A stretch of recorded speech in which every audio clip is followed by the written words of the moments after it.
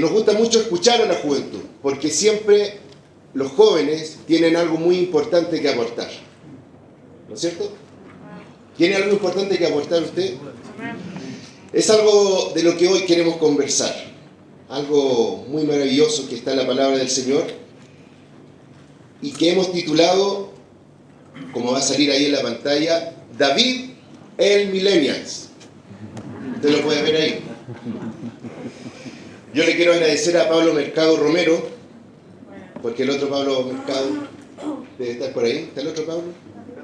Allá está. Es el otro Pablo Mercado, que también me está ayudando ahí con el data. Y el otro Pablo Mercado Romero, que no pudo estar aquí porque está en un tiempo de vacaciones con la familia, en sus vacaciones, anoche como a las 4 de la mañana, terminó de hacerme esta presentación. Eso es talento de catedral, mire qué hermoso todo. ¿Ya? Muy bien diseñado, así que él me va a ayudar en este tema que vamos a conversar. Quiero hablar sobre algo que ha sido transversal en la historia de la humanidad, y es el rol que la juventud ha tomado en las sociedades, el rol que la juventud ha tomado en la historia. Porque nunca, muchachos, ha existido una generación de jóvenes que no quiera cambiar su historia o su entorno. Nunca. Siempre la juventud ha tenido una disconformidad con lo que está viviendo. De ahí es que nace, podríamos decir, este sentimiento de rebelarse, de rebeldía contra lo establecido. Las generaciones mayores, en la historia en general, no me refiero solo a la iglesia, acusan de no entender a los jóvenes. No sé si a usted le ha pasado, pero yo en algún momento me sentí incomprendido en mi adolescencia, hace como 6 meses atrás. Hubo un momento de mi juventud, por ahí por los 18, 19 años, en que yo trabajaba y estudiaba, y que tenía mis actividades en la iglesia, y había días que llegaba muy cansado y no quería nada. Yo llegaba a la casa, a acostarme, a descansar un rato, y como no tenía mucho diálogo con mi familia en esos días, obviamente por la agenda estrecha, mi mamá pensaba que yo estaba, por ejemplo, en las drogas. Entonces mientras yo me estaba quedando dormido, iba a conversar y me decía, hijo, yo sé que te está pasando algo grave porque tú no nos conversas, no nos hablas. Y yo abría solo un ojo y le decía, mamá, solo tengo sueño. Y no me entendía lo que yo estaba viviendo en ese momento. Por darle un ejemplo cotidiano que a mí me pasó, lo que quiero decir es que de alguna manera la juventud siempre, y en esta vida, y cuando nosotros todos seamos padres y abuelos, todos nosotros vamos a tener el mismo conflicto generacional con la juventud de ese momento. Porque todos nuestros padres y abuelos un día fueron adolescentes y jóvenes y tuvieron el mismo conflicto con sus padres, y hoy día se da vuelta el rol. ¿Por qué? Porque la mente, la capacidad de pensar, la cosmovisión, el razonamiento de un adolescente está en desarrollo y está en un conflicto permanente con su entorno. Vamos siempre a revelarlo. Por lo tanto, la juventud que hoy día aquí tenemos presente en Catedral no es la excepción, muchachos, y vamos a estar disconformes con nuestro entorno social, con nuestro entorno político, porque creo que aquí no hay nadie que esté conforme como está viviendo Chile. Creo que aquí nadie está conforme como está viviendo nuestra sociedad, no lo que estamos viendo, cómo se desarrolla la vida. Entonces, en relación a eso, en relación a esa etapa de vida que nos toca vivir, yo quiero que nos profundicemos en algunos hechos de la historia de David, cuando David fue el joven de su historia, cuando David fue el adolescente de su entorno y se sintió disconforme con su entorno, se sintió disconforme con lo que él estaba viviendo. Hoy día en esta audiencia tenemos 2 generaciones que vienen contiguas, que vienen de la mano, que vienen en una fusión, que vienen en un traspaso generacional. Y principalmente son los millennials, que estamos, yo fui el último en subirme al carrito ahí, porque como de los años 81, los millennials comienzan del 31 de marzo del 81 en adelante, que es cuando nací yo. Me alcanzaba a quedarme ahí, si no me voy a quedar en la otra. Luego por ahí, después del año 95, más o menos, comienza la generación Z. Entonces, para poder contextualizar lo que vamos a conversar, te quiero mostrar dos videos muy cortitos. El primero sobre los millennials y el segundo sobre la generación Z. Mira, estos videos están en un contexto empresarial, de recursos humanos, cómo las empresas se están preocupando por obtener los talentos jóvenes, pero sí lo importante de esto que vamos a extraer son las características de esta generación. Por favor, identifícate con lo que está pasando, ve dónde estás tú metido ahí. Así que, chiquillos, ayúdame por favor. Vamos a ver. Gracias. Pongamos atención en estos dos videos que vamos a ver. ¿Han escuchado la palabra millennials? De seguro sí. Muchos no saben el significado de este término y otros no lo conocen muy bien. Así que en este video lo explicaré. Se le llama millennials a los jóvenes que llegaron a su vida adulta con el cambio de siglo, es decir, desde el año 2000. Así que todos aquellos nacidos desde 1982 hasta 1995 son millennials. También se les conoce como la generación del milenio o generación Y. Ellos han dado mucho de qué hablar en la actualidad y acá te contamos por qué. Crecieron junto a la tecnología, por eso no recuerdan un mundo sin internet. El 90% de ellos tiene redes sociales, siendo Facebook e Instagram las más usadas. El 76% de esa generación tiene un smartphone y un 83% duerme con él cerca. Increíble. Se les considera millennials a las personas que ahora tienen entre 19 y 34 años, que pasan en promedio 5 horas al día en redes sociales. 25% de la generación del milenio tiene cuenta en Snapchat. 50% ve al día al menos un video online en plataformas como YouTube. Y el 60% tiene una suscripción a un servicio de video on demand como Netflix. Lo digital los atrae, tanto que 9 de cada 10 usan cámaras frecuentemente y el 81% publica sus fotos en internet. La generación llega hasta un 20% más en viajes y constituye el 58% del total de los consumidores online. Además, el 41% de estos jóvenes han hecho al menos una compra desde un teléfono móvil. Se considera que tienen grandes objetivos y los impulsa al éxito. Por eso un 15% de ellos ya dirige una compañía o una pyme. Es así como los tan mencionados millennials buscan ocupar los mejores cargos de trabajo, modificar las formas de consumo y transformar a la sociedad. ¿Ya tienes más claro quiénes son los millennials? ¿Eres uno de ellos? Si te gustó el video, compártelo. Ahora enseguida vemos el que está más enfocado a la generación Z, por favor. Proyección y Administración Empresarial presenta: ¿estás preparado para recibir a la próxima generación laboral?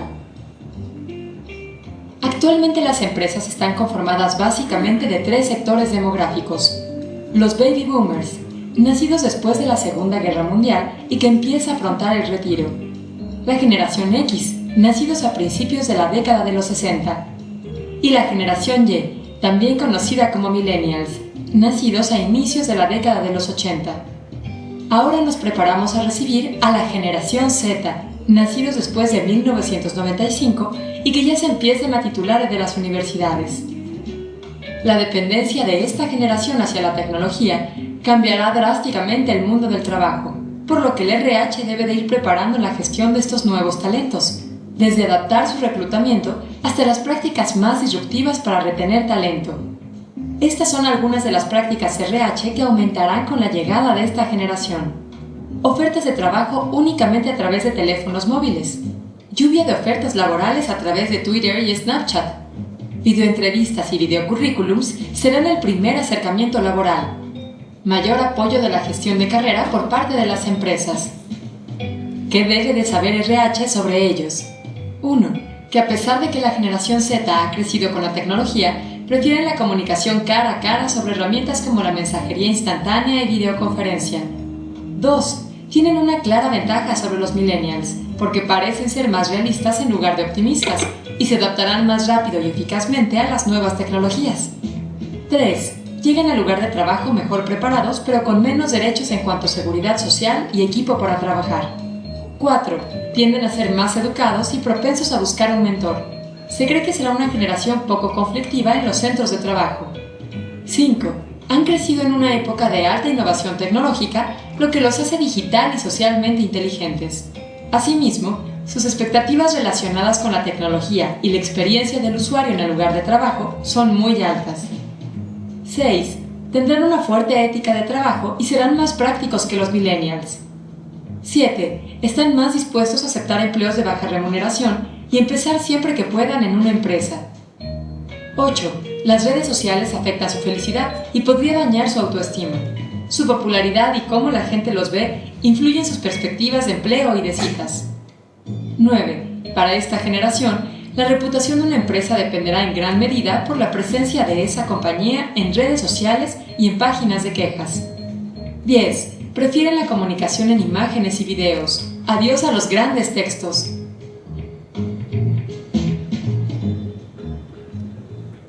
Creo que nos sentimos identificados con muchas de esas características, ¿cierto? Miren, quiero que podamos ir analizando algunos aspectos importantes de la vida de David, como trayéndolo al contexto de hoy, como si hoy estuviéramos viviendo. Por eso es que este título lo he llamado David en Millennials, porque de alguna manera David se encuentra en un choque generacional cuando el Señor lo hace irrumpir a la escena pública.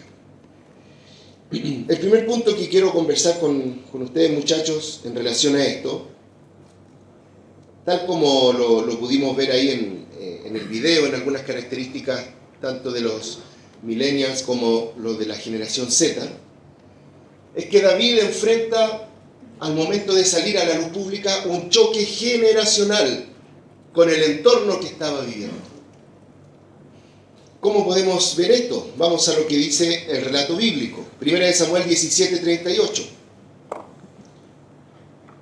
En este momento donde se escribe esto, David está en el campo de batalla, Goliat 40 días amenazando y ofendiendo al Señor y a su ejército, y Saúl de alguna manera lo está aconsejando porque ya se dio cuenta que David estaba decidido a ir a pelear contra el gigante.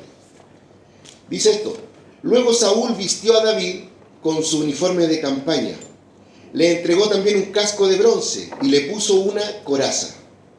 David se ciñó la espada sobre la armadura e intentó caminar, pero no pudo porque no estaba acostumbrado. No pudo andar con todo esto, le dijo a Saúl. No estoy entrenado para ello. De modo que se quitó todo aquello. Si usted se da cuenta, cuando Saúl se dio cuenta que el pequeño David estaba decidido a ir a pelear contra el gigante, de alguna manera protectora o de alguna manera quiso resguardar su vida. ¿Qué hubiera pensado uno? Lo va a hacer pedazo el gigante. Y para que no sea tan trágico, lo voy a vestir entero de mi armadura para que no lo mate tan luego. De alguna manera, Saúl quería resguardarlo, quería darle sus herramientas, quería darle sus métodos. Pero cuando David intentó caminar con esa armadura, cuando intentó usar esa espada, ninguna de aquellas armaduras, espada, casco, todo eso no le acomodó, no pudo caminar con eso. Lo que nos entrega este relato bíblico, en el contexto que estamos hablando hoy día, es que nosotros, como juventud, hoy día estamos siendo los herederos de una nueva batalla de la iglesia. Estamos siendo los herederos del plan que el Señor tiene para la iglesia chilena, muchachos. Y muchas veces nos sentimos incómodos con métodos, con estructuras, con muchas cosas que vivimos, pero no solo en el contexto de iglesia, sino que también quizás en otros ambientes. ¿Y qué es lo que nuestra generación anterior, de muy buena intención quizás, quiere hacer? Es poder entregarnos sus herramientas. Pero ¿qué dijo David acá? No puedo andar con esto, no estoy entrenado para ello.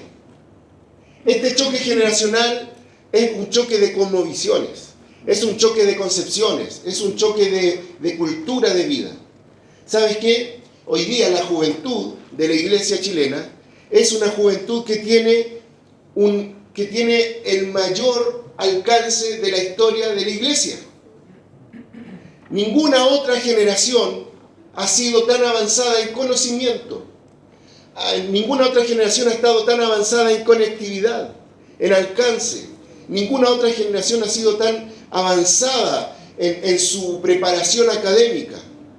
Por lo tanto, las herramientas con las que hoy día la juventud cuenta son herramientas que nuestros padres no tuvieron. Por eso cuando ellos muchas veces quieren vestirnos con sus métodos, a ti no te funcionan, a ti no te caminan. ¿Por qué? Porque el Señor te ha provisto de herramientas propias a ti. Tienes una identidad, tienes nuevas características. Por lo tanto, ese choque generacional puede llevarnos a dos caminos. Puede llevarnos al camino de la desvinculación completa de nuestra generación anterior, o puede llevarnos a la sabiduría de poder hacer la continuidad con nuestra generación anterior. Te voy a poner un ejemplo que no lo vamos a profundizar, pero si tú lees la historia, David, el mismo problema generacional que tuvo acá, después lo tuvo como padre con Absalón.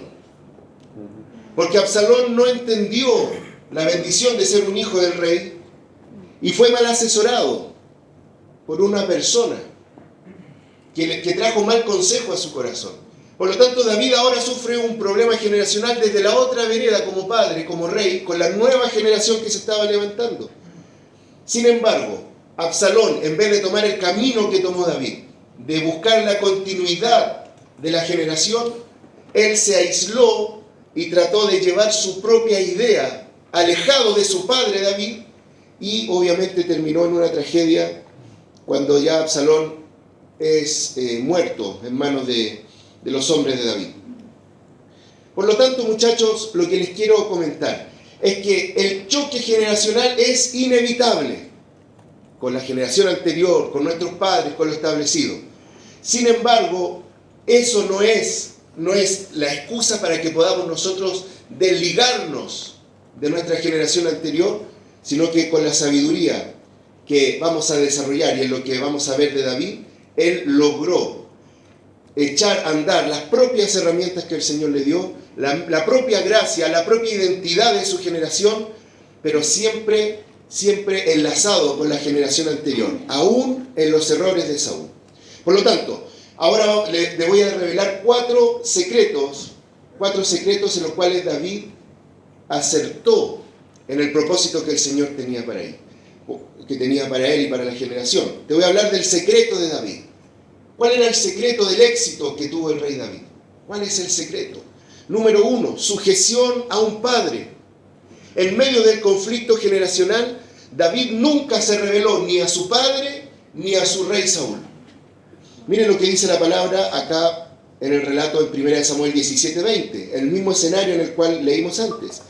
David cumplió con las instrucciones de Isaí, que era su padre.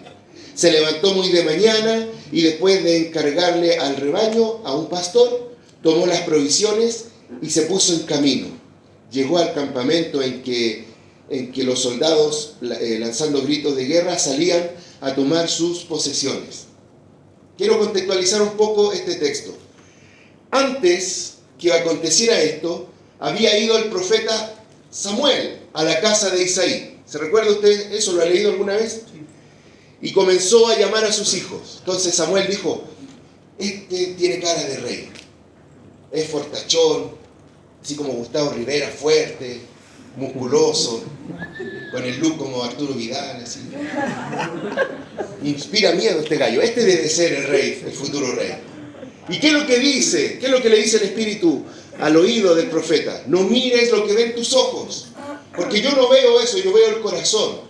Y empezó el otro, tampoco. Entonces la pregunta viene, ¿no tienes otro hijo por ahí que te quede? Ah, sí. Me queda uno pequeñito, el último, que está cuidando las ovejas ahí atrás, con los pies llenos de suciedad de oveja, a lo mejor llenos de pulgas, pero ahí venía. Y el Señor le ordena a Samuel ungirlo como el rey de Israel. Después de eso, David volvió y siguió cuidando las ovejas. Después de eso, David recibe instrucciones de su padre. ¿Qué le dice? Toma, lleva estos sanguchitos a los soldados y a tus hermanos. ¿Sabes qué podría haber hecho David? Oye, viejo, estás hablando con el futuro rey de Israel. ¿Cómo crees que voy a ir yo allá si estaba hablando con el futuro rey? No me mandes a hacer la cama, no me mandes a cuidar las ovejas, no me mandes a los mandados a comprar el pan, a ir a la feria. porque yo soy el futuro rey, ya recibí una palabra profética. Así que, por favor, mírame con otros ojos. Quizás David podría haber hecho eso, pero por algo el Señor dice que David es un hombre conforme al corazón de Dios. Por algo la palabra lo enseña, porque David, siendo y teniendo una tremenda palabra, teniendo una tremenda promesa, habiendo sido ungido por el profeta Samuel, David seguía sujeto a su padre Isaí. Entonces, número 1, la sujeción a un padre. Otra característica importante del secreto en el éxito que tuvo David es servicio a sus hermanos. Servicio a sus hermanos. Primera de Samuel 17:17. Un día Isaí le dijo a su hijo, David, toma esta bolsa de trigo tostado y estos 10 panes y vete pronto al campamento para dárselo a tus hermanos. El rey de Israel, ungido por el profeta Samuel, estaba para los mandados. Nada más, ¿no es cierto? Para los mandados. Como decían en mi generación, estaba de Perkin. ¿Cómo se dice ahora? No, antes era de goma. De goma. De Perkin. Es la suya. No, pero Pastor Cristian lo hemos incluido los millennials hoy. ¿Sabes qué? Es llamativo la humildad del corazón del joven David. Llevó harinita tostada, sanguchitos de queso, para dárselo a sus hermanos. ¿Y cómo lo recibieron los hermanos? Mal.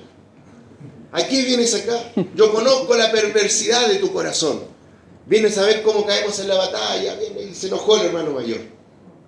El hermano ya tenía algo en su corazón contra él porque sabía que había sido ungido en su casa. Pero él tenía ese servicio, él tenía ese corazón dispuesto a servir a sus hermanos. ¿Saben el error que a veces cometemos como jóvenes? Es que el Señor viene con una palabra profética para nosotros. Y créeme, y te lo digo de todo corazón, soy el primero en pactar y en decir amén y tirarme al suelo cuando el Señor nos da una palabra profética a cada uno de nosotros y nos dice, Señor tiene esto para ti, el Señor ve esto en ti. Yo soy el primero en tirarme al suelo y decir amén, yo lo creo por mis jóvenes, por mis chiquillos, por todo. Pero ¿sabes qué? Cuando David recibió eso, no se volvió loco.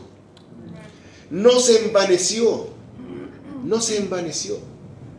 Un día una mamá me contó un relato y me dijo, ¿sabes qué? A mi hijo le dijeron que era pastor, que era esto. Y ahora le sirvo la comida y dice, oye, yo no puedo comer cualquier cosa, yo soy un hijo del rey. Yo soy un pastor, ya el Señor ya me habló. Entonces quería banquete. No es de esta iglesia por si acaso. No es, de verdad. ¿Y sabes qué pasa? Es que a veces el Señor te da una promesa y tú quieres pegarte el salto desde la promesa al otro día sentarte en el trono. David estuvo 17 años sufriendo para llegar a su promesa. 17 años escapando, 17 años sufriendo pruebas. En la cueva de Adulam se hizo el loco, tuvo que escapar, pasó hambre, frío. 17 años escapando para poder llegar a su propósito. Pero sus primeras acciones después de ser ungido fue sujeción a un padre, servicio a sus hermanos. Si el Señor te ha dado un don, si el Señor te ha dado un llamado, no es para colgar un diploma en la pared, no es para recibir aplausos, no, ¿sabes para qué es? Para ponerlo al servicio de tus hermanos. Amén. Tu don, yo me alegro en verlos a ustedes llenos de dones, de talentos, de llamados, de ministerios. ¿Saben que aquí sentados tenemos futuros políticos que van a bendecir la patria? Tenemos apóstoles, profetas, maestros, pastores. Tenemos servidores de la iglesia. Tenemos hombres de influencia en su tiempo. Ustedes son eso. Pero ¿sabes para qué es eso? Para que tú lo pongas al servicio de tus hermanos. Al servicio de ellos. El tercer punto que te quiero comentar sobre el secreto de David es el entrenamiento en privado. Entrenamiento en privado. Mira lo que dice la palabra sobre eso. En el mismo contexto de la batalla frente a Goliat, David le respondió, a mí me toca cuidar el rebaño de mi padre. ¿Se da cuenta? Él seguía sujeto a su labor actual. Cuando un león o un oso viene y se lleva una oveja del rebaño, yo lo persigo y lo golpeo hasta que suelta la presa. Y si el animal me ataca, lo agarro por la melena y lo sigo golpeando hasta matarlo. Si este siervo de su majestad ha matado leones y osos, lo mismo puede hacer con este filisteo pagano, porque está desafiando al ejército del Dios viviente. Nosotros a veces pensamos que la vida anterior de David fue ungido, se paró, fue a destruir al gigante, después todas las alabanzas para David, todas las mujeres ahí, ¿no es cierto?, danzando para él, y luego se sentó en el trono y ya comenzó a reinar, ¿verdad?, con una corona, una bata blanca, moviendo solo los deditos. No. En ese momento, David revela cómo ha sido su proceso anterior a poder salir a la luz pública. Y es que aquí se desarrolla claramente el principio que nos enseña el Señor. Busca al Señor en lo privado, honrale en lo privado, sé fiel en lo privado. Como dijo el hermano Alejandro Sanz, cuando nadie te ve, ahí en eso es cuando David estaba matando osos y leones. Ah, se sabe ese corito, lo pillé. Entonces, David no tenía cámaras, David no tenía luces, David no tenía nada, David tenía pasión por la labor que le había encomendado su padre, que eran las ovejas de Isaí. Y cuando venía un león, ¿usted cree cómo es agarrarse con un oso? ¿Sabe que con una pura uña te puede destripar? ¿Cómo es pelear con un león? Yo si veo un perro cruzo la calle. Y enfrentarme con un león, hay que tener coraje, hay que ser valiente. Pero eso lo hizo David sin que nadie lo estuviera mirando. ¿Saben lo que significa el entrenamiento en privado?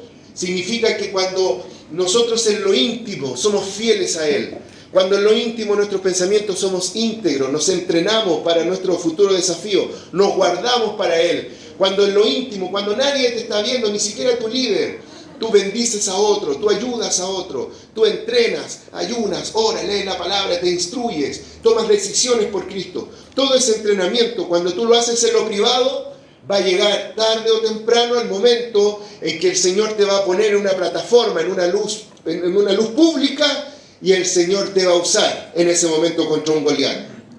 Pero sin antes entrenar en lo privado, sin antes estar sujeto a un padre, y sin antes haber puesto todo lo que tienes al servicio de tus hermanos. Y el último punto, que es muy importante en la vida de David, en relación a los secretos que él tenía para el éxito, es el respeto por la generación anterior. Y aquí yo quiero contar un error mío en la vida, que te va a ayudar hoy. Antes de eso leo lo que dice 1 Samuel 17:12. David era hijo de Isaí, un afrateo que vivía en Belén de Judá. En tiempos de Saúl, Isaí era ya de edad muy avanzada y tenía 8 hijos. Cuando Isaí llega a Samuel a su casa, lo unge, en todo ese tiempo, Isaí ya era viejo, ya era de avanzada edad, ya lo era. Pero dice la palabra, lo que leímos antes, que David estaba sujeto a las órdenes de su padre y le seguía cuidando las ovejas y seguía sirviendo a sus hermanos por orden de su padre. Cuando yo era más joven que ahora, estaba recién casado, la Noemí tenía 4 meses, 6 meses tiene que haber tenido, un poquito más. Como buen joven rebelde y rebelado contra mis padres, de alguna manera, me di cuenta que durante muchos años, aproximadamente entre los 16 y los 20, yo personalmente menosprecié mucho a mi padre. Lo menosprecié. ¿Sabe por qué lo menosprecié? Porque escuchaba a mi madre regañarlo, decirle que era fracasado, que nunca había logrado nada, que era un mediocre, que qué sé yo, todo lo malo que usted se imagine. Y yo lo escuchaba. Entonces cuando yo tenía algún conflicto con él, ¿qué era lo primero que le decía?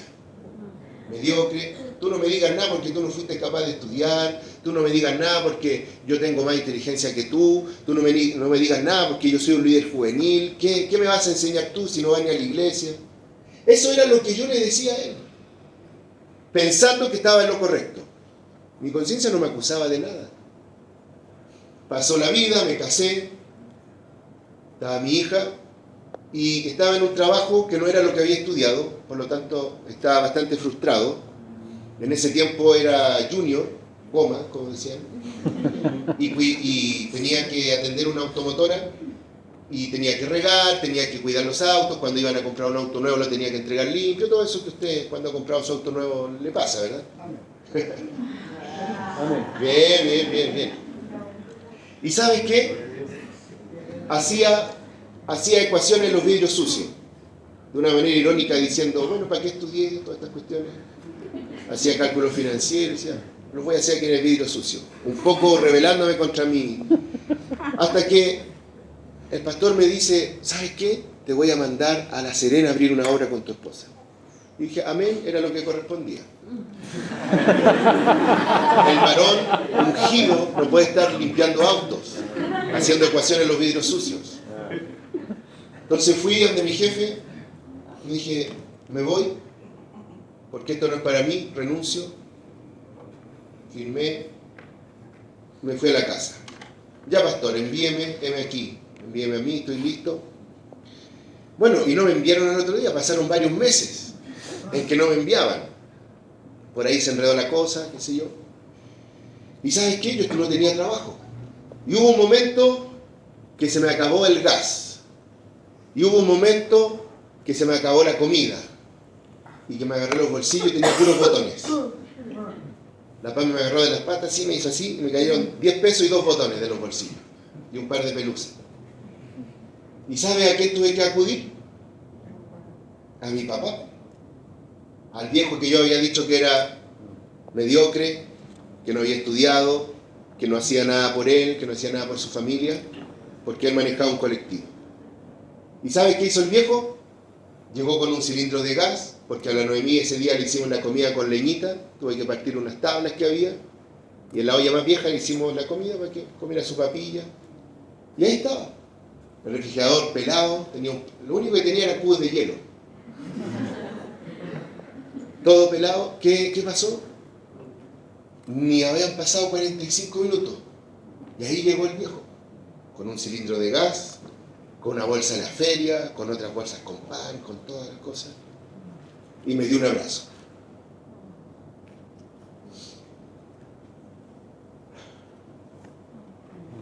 Y ahí el Espíritu Santo en ese momento me recuerda estas palabras.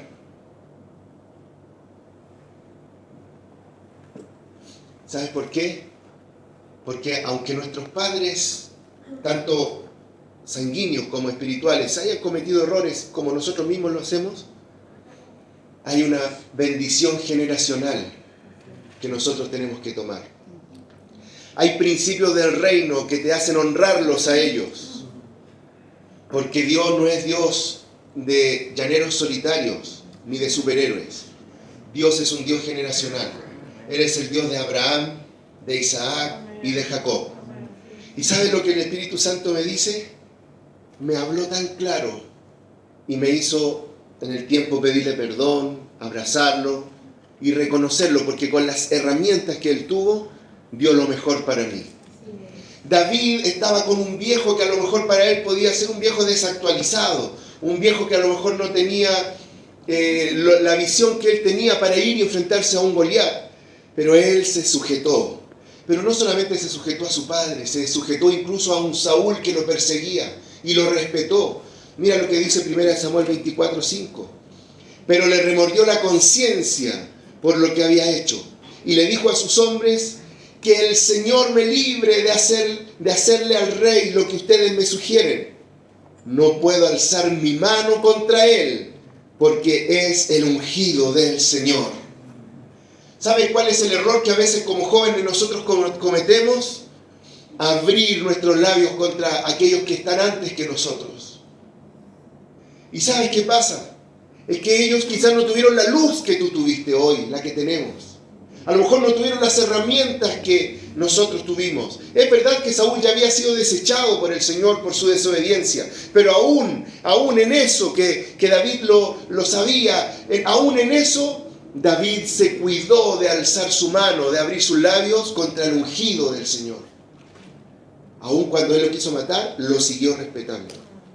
¿Y sabes qué pasa? Que a veces nosotros somos rápidos para hablar, rápidos para juzgar a nuestras generaciones anteriores. Y Proverbios nos habla sobre una generación así. Mira lo que dice Proverbios 30:11. Hay generación que maldice a su padre y a su madre no bendice. Hay generación limpia en su propia opinión, si bien no se ha limpiado de su inmundicia.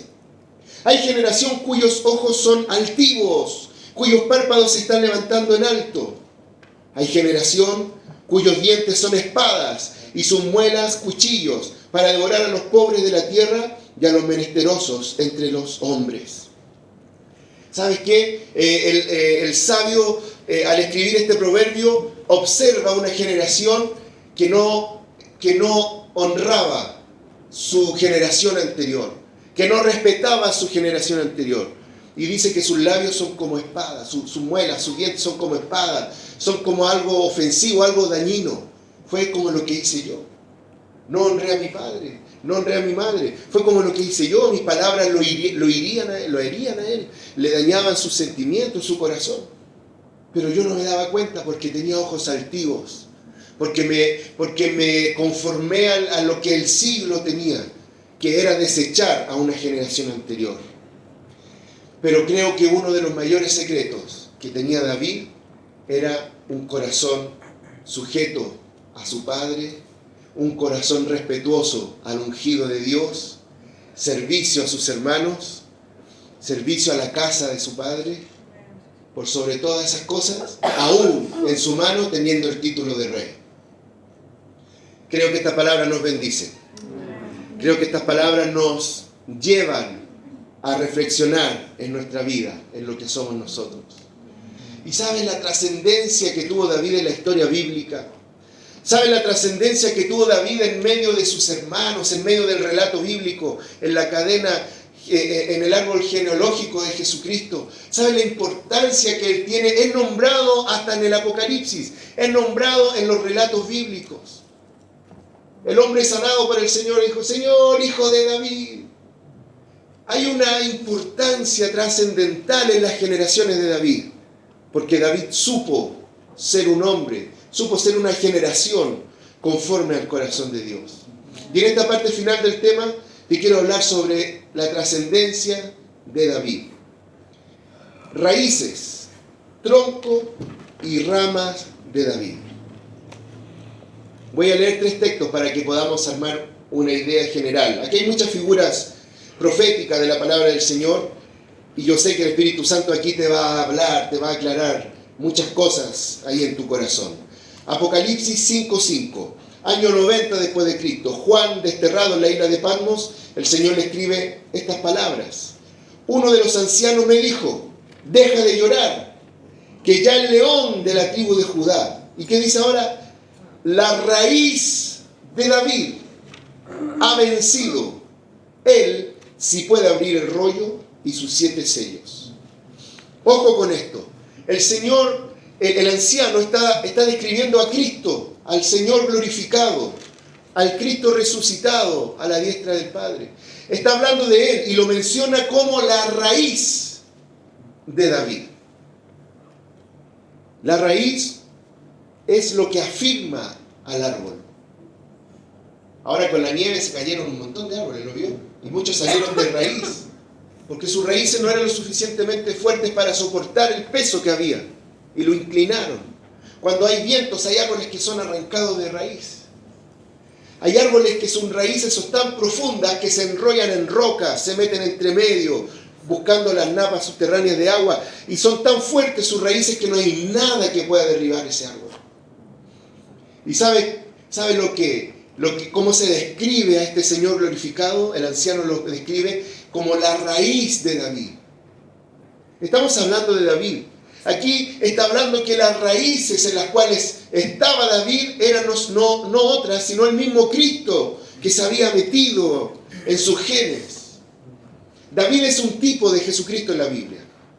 Y sus raíces no eran otras, sino que Cristo mismo. Vamos ahora a una palabra profética 700 años antes de Cristo. Profeta Isaías, tomando el ejemplo de la casa de David para hablar de Cristo, 700 años antes que naciera. Del tronco de Isaí. ¿Quién era Isaí? El padre de David. Del tronco, fíjese, no está hablando de las raíces ahora. Está hablando ahora del tronco de Isaí. Brotará un retoño, un vástago o una ramita nueva. Nacerá de sus raíces. El Espíritu del Señor reposará sobre él. Espíritu de sabiduría y de entendimiento, espíritu de consejo y de poder, espíritu de conocimiento y de temor del Señor. Es maravilloso ver esta figura profética que dice Isaías, porque nos complementa lo que estamos leyendo de la raíz de David, que es Cristo el Señor. Porque ahora no habla de la raíz principalmente, sino que habla del tronco. Y al tronco lo menciona, no dice el tronco de David, dice el tronco de Isaí, que es su padre. Nacerá un retoño, porque el retoño que le nació a Isaí es David. Ese vástago que iba a traer bendición a Israel, ese vástago que iba a reinar al pueblo de Dios en plenitud, ese vástago que nace del tronco de David, no nació por generación espontánea, no nació en el aire porque se juntaron dos moléculas y algo pasó en el ambiente. No, David nace de un tronco. ¿Sabe lo que pasa? Es que a veces nosotros queremos crecer en un buen propósito para el Señor, pero queremos crecer aparte. No queremos crecer de un tronco porque menospreciamos el tronco. David podría haber dicho, pues si el viejo Isaí tiene como 100 años ya, ¿qué voy a sacar de él? La bendición generacional que había ahí en Isaí. Nace del tronco de Isaí un vástago. Y dice que un vástago nacerá desde sus raíces. Aquí ahora habla de las raíces, las mismas que habla también en Apocalipsis. ¿Sabes qué? Después David tuvo a su hijo Salomón, que reinó. Después Salomón terminó ahí nomás sus días y el reino se dividió, reino del norte, reino del sur, y hubo puros reyes malos, muy pocos reyes que hicieron lo bueno delante del Señor, hasta que llega un momento que se acaban los reyes en Israel, y hay una anarquía, hay una tragedia en la nación, no hay nadie que traiga una palabra del Señor, y hay un silencio profético de 400 años. ¿Sabe? Es como que el tronco de Isaí, es como que hubiese venido alguien y con una hacha lo cortó. Yo cuando compramos la casa donde vivimos ahora, había un pino gigante, como, no sé, 15 metros, no sé cuánto. Y estaba muy grande, muy encima de la casa, por lo tanto había que cortarlo. Entonces la persona fue, lo empezó a cortar de arriba hasta abajo y luego dejó así un pedacito de tronco abajo. Entonces si lo dejo así, van a rebrotar sus raíces por todos lados. Entonces lo que hizo fue hacer un hoyo muy fuerte para abajo, varios hoyos, y echó un ácido para matar sus raíces. ¿Saben lo que quiso hacer el infierno? El infierno quiso destruir ese vástago, ese tronco de Isaí lo quiso destruir. Pero durante 400 años las raíces permanecieron vivas en la tierra. Hasta que llegó ese bendito día en que viene el ángel a decirle a María que en su vientre venía naciendo un nuevo vástago para Israel. Y se cumple esta palabra de Isaías. Las raíces, al ponerse en contacto con el agua, aunque hayan cortado el tronco,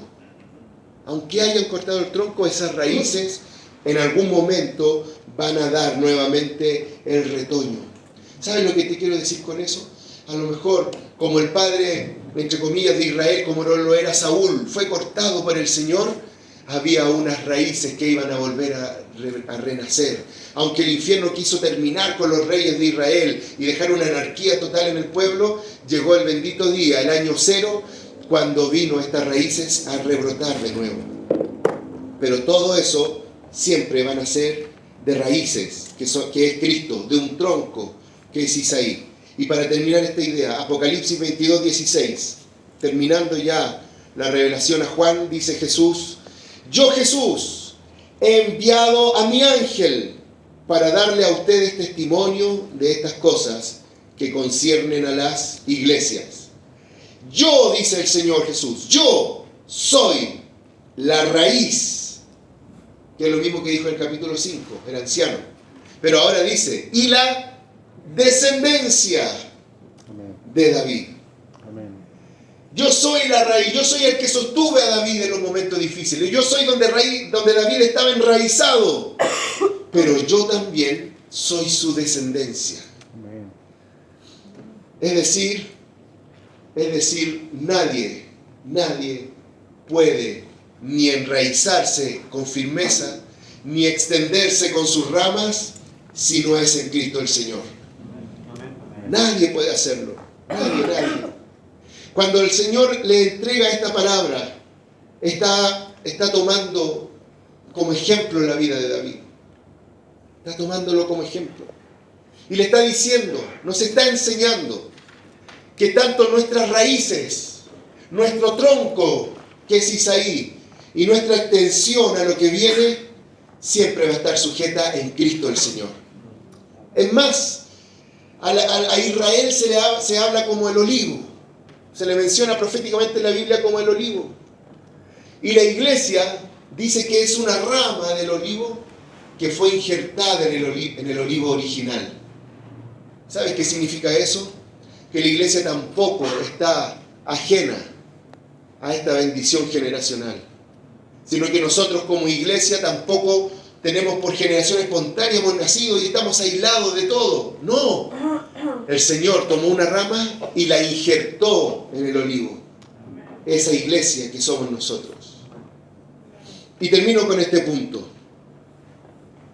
Terminamos diciendo en Apocalipsis, en el anterior, si pueden muéstrame el anterior un poquito, por favor. Dijimos ahí que era la raíz de David, pero era la descendencia de David. Entonces ahora te quiero hablar de el último punto para terminar: trascendencia generacional. David trascendió generacionalmente por causa de todos estos puntos que te he ido explicando.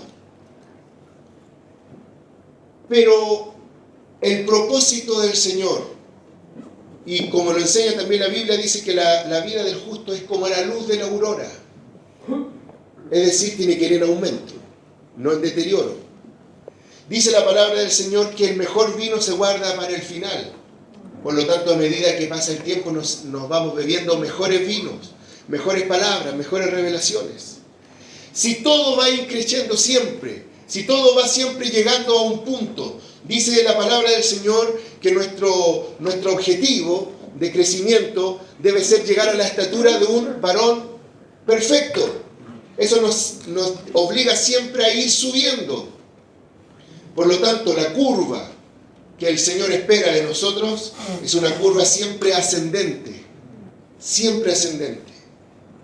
Y cuando el Señor le dice, yo soy la raíz y la descendencia de David, está hablando que esa descendencia de David tiene que ser más gloriosa que el tronco todavía, pero siempre anexada al tronco.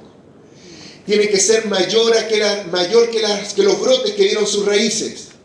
Porque cuando Isaías habla de Jesucristo, dice, es la raíz de David nacerá un vástago, que es Cristo el Señor. En él reposará el espíritu de poder, espíritu de sabiduría, de consejo, todo eso. Pero el Señor dijo, cosas mayores que yo ustedes van a hacer. Por lo tanto, ese vástago, esa raíz que nos enseña la palabra, nos está hablando del inicio.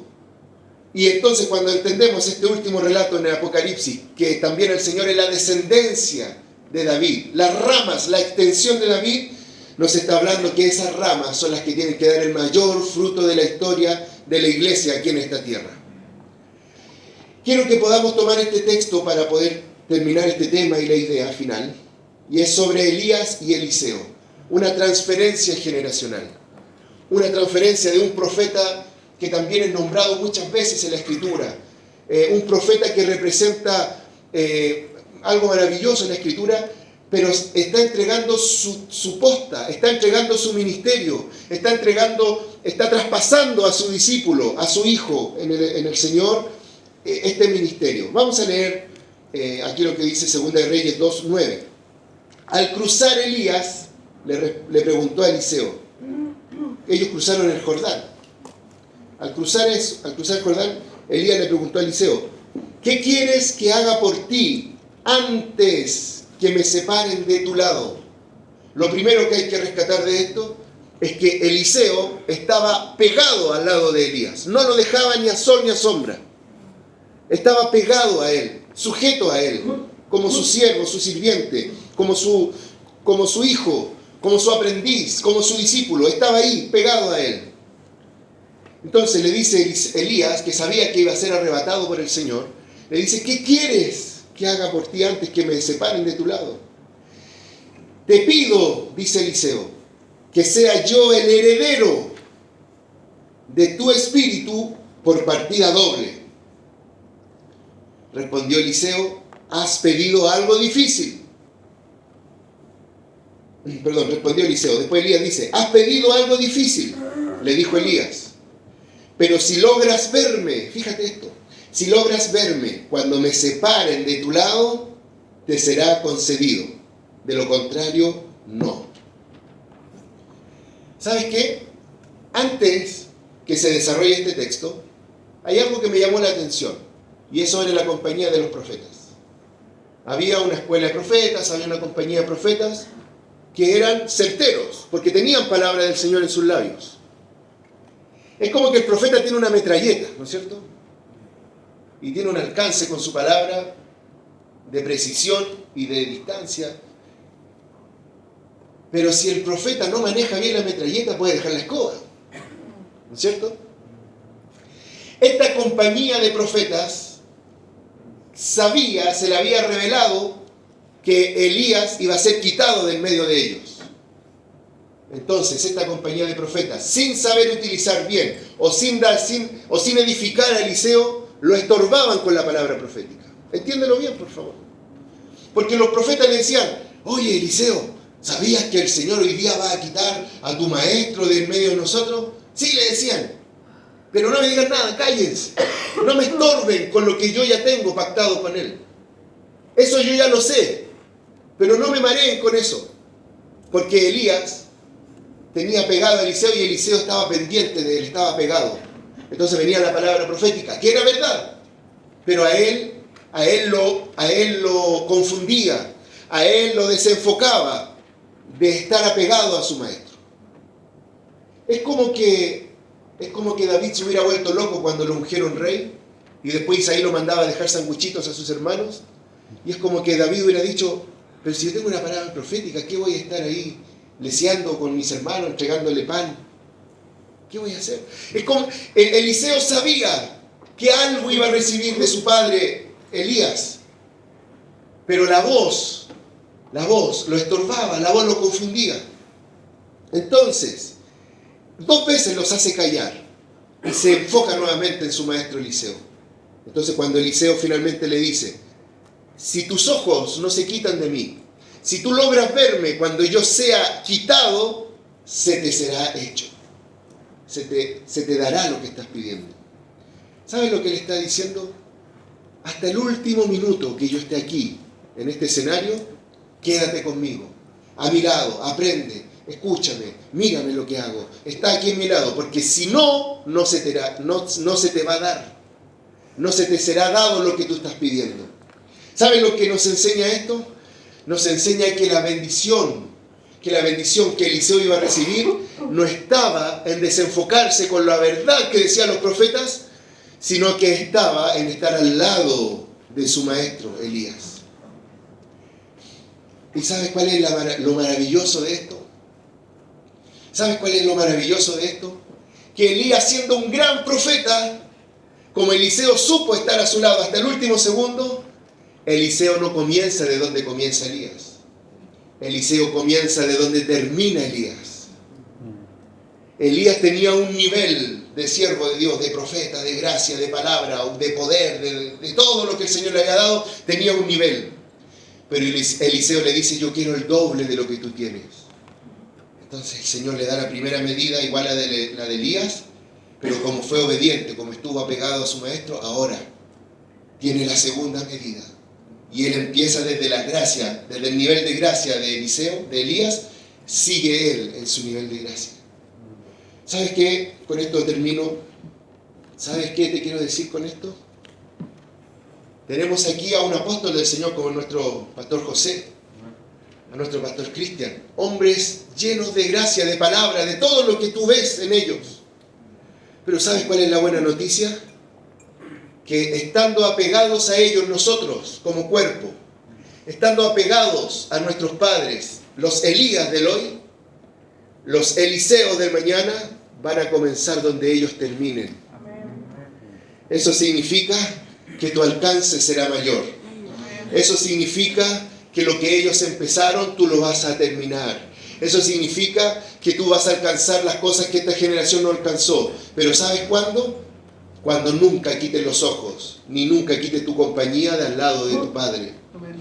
Y aún cuando venga una palabra profética y te diga, tú tienes un llamado, tú tienes esto, eso está bien, tómalo, atesóralo, pero espera en el Señor. Porque Él te exaltará cuando sea tiempo.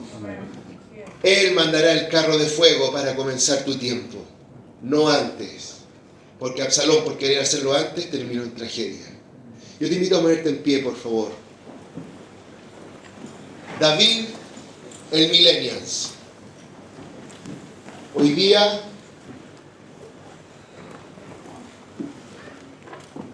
muchachos amados, ¿sabes qué? Tenemos una gran oportunidad. Hoy día tenemos una gran oportunidad de tener el mayor alcance de la iglesia que la iglesia ha tenido en esta sociedad. Porque no ha habido, me voy a subir para que me veas. Nunca ha habido una generación como esta que tenga tanto conocimiento, tanto alcance, tanta luz de las Escrituras, tanta gracia del Señor. Nunca lo ha habido. Y el Señor hoy día tiene sus ojos puestos en nuestra generación. Pero quiere una generación conforme al corazón de Dios. Y eso es lo que hoy día nosotros queremos decirle al Señor. Aquí estoy dispuesto, Señor. Aquí estoy dispuesto a que tú seas mi raíz. Aquí estoy dispuesto a estar anexo a un tronco. Aquí estoy dispuesto a que tú seas mi crecimiento. Aquí estoy dispuesto a que todos mis talentos estén al servicio de mis hermanos. Aquí estoy dispuesto a que todo lo que tengo esté dispuesto y sujeto a mi Padre. Yo creo que el Espíritu Santo nos ha hablado en varios puntos, a cada uno en distintos puntos. A lo mejor lo que te tiene estancado en tu bendición es no bendecir a tu padre, no bendecir a tu madre, como yo te lo testifiqué antes. Cierra tus ojos, por favor. Tengamos un momento delante del Señor. Padre, aquí está esta palabra que tú nos das hoy. Aquí está este tema, Señor, que hemos logrado conversar por unos minutos. Señor, hay una generación tan valiosa delante de nuestros ojos. Aquí yo veo tanto talento, Señor, en la juventud. Tanta gracia, Señor, en jóvenes llamados, Señor, cada uno. Señor, por la fe vemos en cada banca, en cada silla aquí, Señor, por la fe vemos los empresarios que sostendrán la iglesia. Vemos los líderes que cambiarán la política en este país. Vemos pastores, profetas, hombres de ministerio, evangelistas, apóstoles que sembrarán la palabra aquí en este país. Tantos, Señor, de nosotros aquí. Tantos de nosotros. Con un llamado, con una gracia, con una unción como Samuel se la entregó a David. Pero aquí quiero estar, Señor. Aquí quiero estar, Padre. Aquí quiero estar a esperar tu tiempo, a esperar en sujeción, a esperar con los ojos con mi Maestro, a esperar en el servicio de los hermanos. Oh, aleluya. Levanta tus manos al Señor por un momento y deja al Espíritu Santo que te ministre ahora. Oh,